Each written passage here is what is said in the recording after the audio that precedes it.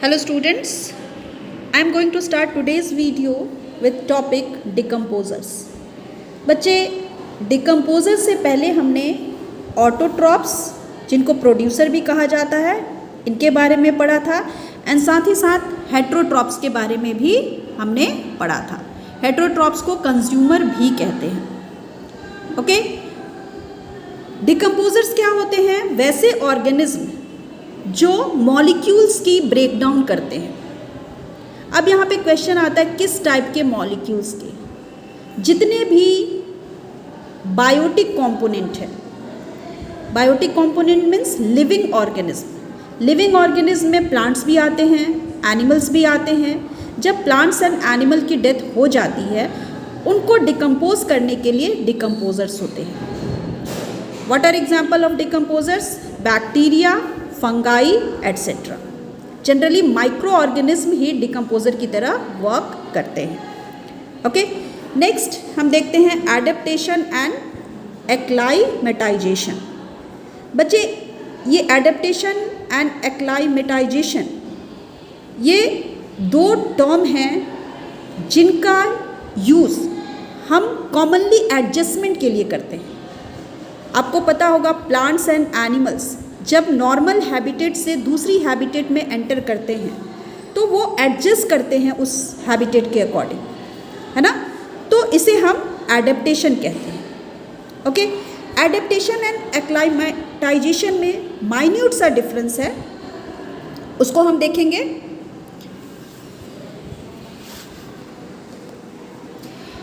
Adaptation is centered on an organism's ability to change its physical and chemical makeup to adjust to its habitat.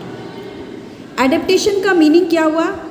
बच्चे adaptation generally हम बोल सकते हैं it is change in genotype और phenotype of organism. Organism की gene में ही कुछ ऐसे चेंजेस होते हैं जिसकी वजह से वो हैबिटेट में सरवाइव कर पाता है। जैसे अगर हम एग्जाम्पल लें कैमल की, तो कैमल जो है वो डेजर्ट में इजीली सरवाइव कर पाता है। क्यों? क्योंकि उनकी जीन में, या फिर आप बोल सकते हैं उनकी फिजिकल स्ट्रक्चर ऐसी है और उसकी जीन भी ऐसी, जीन मीन्स उसके इंटरनल जो कैरेक्टरिस्टिक होती है वो ऐसी है कि वो उस इन्वायरमेंट में ईजिली सरवाइव कर पाता है। ठीक है, तो adaptation is related to gene and phenotype. Gene means उनकी internal structure and phenotype means उनकी एक्सटर्नल स्ट्रक्चर। सेम चीज़ लिखा हुआ है, adaptation is centred on an organism's ability, organism की ability to change its physical and chemical makeup. Chemical makeup का मतलब क्या हो गया? इंटरनल स्ट्रक्चर, ठीक है, या internal adaptation. And physical means external change, means उनकी बॉडी की स्ट्रक्चर कैसी है उसको हम फिजिकल बोल सकते हैं। ठीक है, तो एडेप्टेशन में क्या होता है? उनकी बॉडी हैबिटेट से एडजस्ट करती है। Okay, adaptation takes a long time to achieve.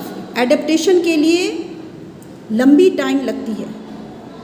Okay, it will take long time to achieve and usually affect the whole group to which it belongs.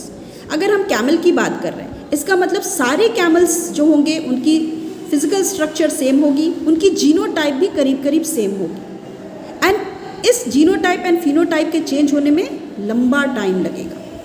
Example दिया हुआ है एडेप्टेशन इन camel. Camel में adaptation आपने देखा है, उनके जो feet होते हैं वो पैडेड फीट होते हैं, उनकी हम्प जो होती है उसमें फूड स्टोर होता है और वो बहुत दिनों तक फूड को एंड वाटर को स्टोर करके रख सकते हैं। ठीक है, तो ये इनकी जीन में है। क्लियर है? जिसकी वजह से वो एडेप्ट कर पा रहे हैं। क्लियर है? अब हम देखते हैं एक्लाइमेटाइजेशन। एक्लाइमेटाइजेशन जो है दूसरी तरह से हम देखें तो it is temporary adaptation. Adaptation हमारा क्या था? वो था परमानेंट, बट ये एक्लाइमेटाइजेशन जो है it is temporary adaptation to gradual change in natural environment.